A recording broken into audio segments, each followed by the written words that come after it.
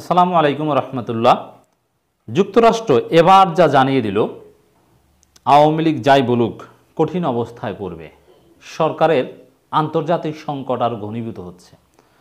দর্শক, বিশ্ব রাজনীতির জটিল মারপ্যাচ, জটিল সমীকরণের কবলে আওয়ামী লীগ সরকার, যেটা কাটিয়ে ওঠা সত্যি অনেক কঠিন।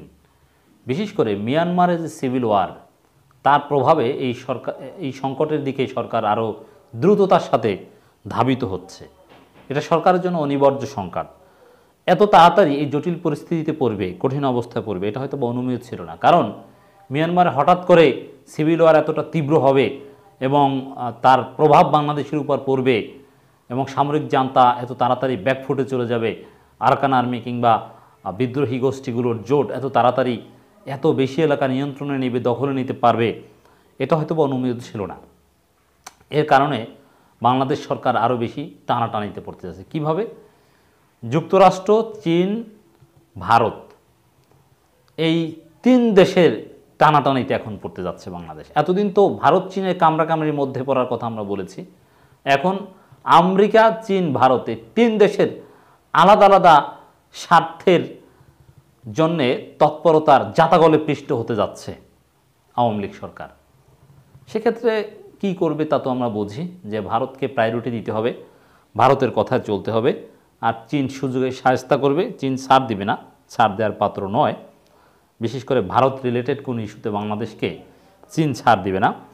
তার মধ্যে এমনিতেই চীনের পারপাস সার্ভ করবে মিয়ানমার ইস্যুতে, না ভারতের পারপাস সার্ভ করবে, এটা নিয়ে এমনি সরকার দ্বিধাদ্বন্দ্বে। পররাষ্ট্রমন্ত্রী ভারত গেছেন, সে বিষয়ে আলাপ আলোচনাও হয়েছে। অজিত দেওয়াল তিনি জরুরি ভিত্তিতে বাংলাদেশে দৌড়ে এসেছিলেন, এতটাই গুরুত্ব দিচ্ছে। আবার সন্দেহজনকভাবে সামরিক জান্তার লোকজনকে বাংলাদেশে আশ্রয় দিচ্ছে, চিকিৎসা দিচ্ছে, তাদেরকে পুশব্যাক করছে না। আবার সন্দেহজনকভাবে বাংলাদেশে এসে মর্টার শেল পড়ছে, বাংলাদেশি নিহত হচ্ছে। খুবই উদ্বেগজনক বিষয়।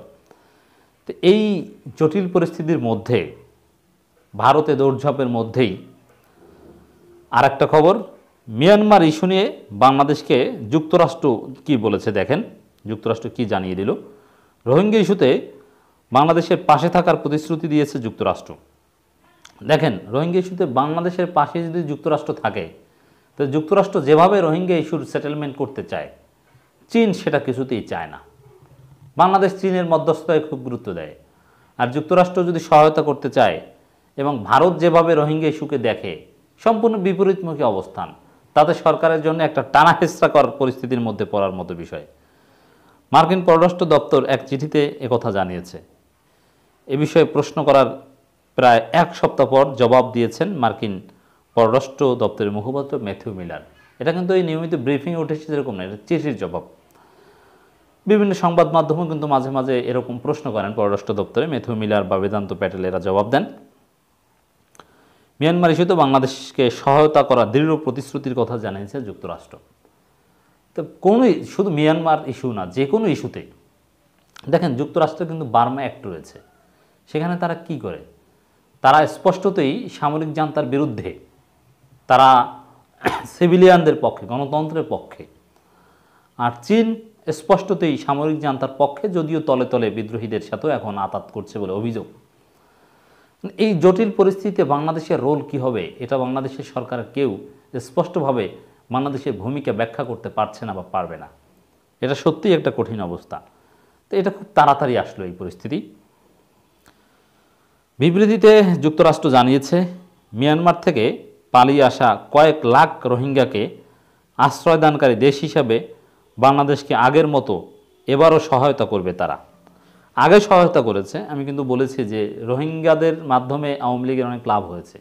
রোহিঙ্গাদের দেখিয়ে অনেক রেজিম ইন্টারেস্টের অনেক কিছু অর্জন করতে পেরেছে, অনেক দর কষাকষি করতে পেরেছে রোহিঙ্গা ইস্যু দেখি। যেহেতু রোহিঙ্গাদের ক্ষেত্রে পশ্চিমারা সিম্পেথেটিক, অতএব রোহিঙ্গাদের আশ্রয় দিয়ে একটা বড় পশ্চিমাদের সিম্পেথি সরকার নিয়েছে। তো এখনও আবার সেরকম যদি হয়, এটা শুধু না, এখানে রোহিঙ্গাদের প্রশ্নে যুক্তরাষ্ট্র আরও ডিপলি এনগেজড হলে চীনের জন্য সেটা নিঃসন্দেহে একটা উদ্বেগের কারণ। এর আগে গত 1 ফেব্রুয়ারি ওয়াশিংটনে মার্কিন পররাষ্ট্র দপ্তরের নিয়মিত ব্রিফিংয়ে মিয়ানমার জান্তা বাহিনীর সঙ্গে বিদ্রোহী গোষ্ঠীগুলোর সংঘাত এবং বাংলাদেশে কয়েক লাখ রোহিঙ্গার আশ্রয় বিষয়ে যুক্তরাষ্ট্রের অবস্থান জানতে চাওয়া হয়। প্রশ্নের প্রায় এক সপ্তাহ পর এ বিষয়ে লিখিত জবাব দিয়েছেন ম্যাথিউ মিলার। মিলার বলেন, মিয়ানমারে সামরিক অভ্যুত্থানের কারণে মানবিক সংকটের পাশাপাশি আঞ্চলিক নিরাপত্তা ও স্থিতিশীলতা নষ্ট হচ্ছে বলে মনে করে যুক্তরাষ্ট্র।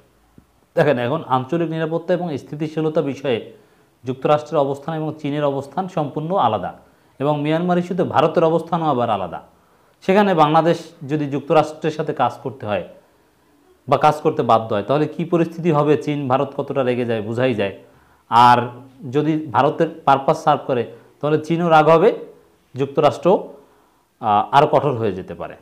তো মোটির উপরে সরকারের জন্য সত্যি একটা বিব্রতকর পরিস্থিতির ইঙ্গিত এটা। মিলার বলেন, মিয়ানমারের সামরিক অভ্যুত্থানের কারণে মানবিক সংকটের পাশাপাশি আঞ্চলিক নিরাপত্তা স্থিতিশীলতা নষ্ট হচ্ছে। এটা হচ্ছে সবচেয়ে বড় পয়েন্ট।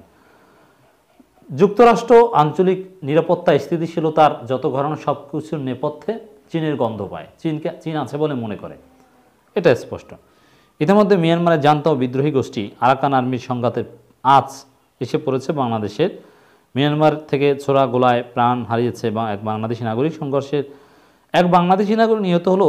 বাংলাদেশি ভূখণ্ডের মধ্যে 2 জন নিহত হয়েছে, তিনি রোহিঙ্গা হোক আর যে হোক। বাংলাদেশি ভূখণ্ডে অন্য কারো আঘাতে মারা যাওয়া, এটা কিন্তু বাংলাদেশের বিষয়, এটা বুঝতে হবে।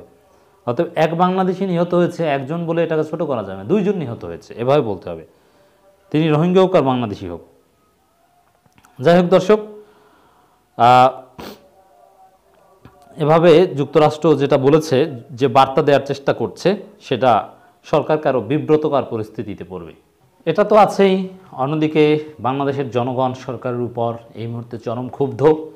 বাংলাদেশের স্বাধীনতা সার্বভৌমত্বের প্রশ্ন, বাংলাদেশের নাগরিকদের জীবনের নিরাপত্তার প্রশ্নে সরকার যে মিনমিন করছে, কঠোর কোনো অবস্থান বা স্পষ্ট কোনো অবস্থান বা ক্লিয়ার কোনো স্ট্র্যাটেজি জানাতে পারছে না।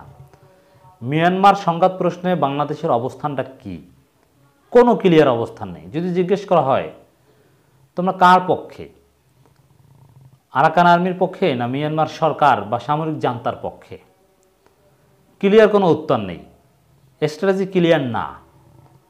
এই কারণে কিন্তু কঠিন কোনো পদক্ষেপ নিতে পারছে না। তো জনগণ সরকারের এই মিনমিন অবস্থানে চরম ক্ষুব্ধ। বিএনপি সুযোগ নিয়ে সরকারের পলিসির মারাত্মক সমালোচনা করছে। অন্যদিকে ভারতের পারপাস সার্ভ করতে বাধ্য হচ্ছে বা উঠে পড়ে লেগেছে। অজিত দেওয়াল কিংবা জয়শঙ্করের সাথে পররাষ্ট্রমন্ত্রী বৈঠক, এগুলো কিন্তু নতুন মাত্রা যোগ করছে।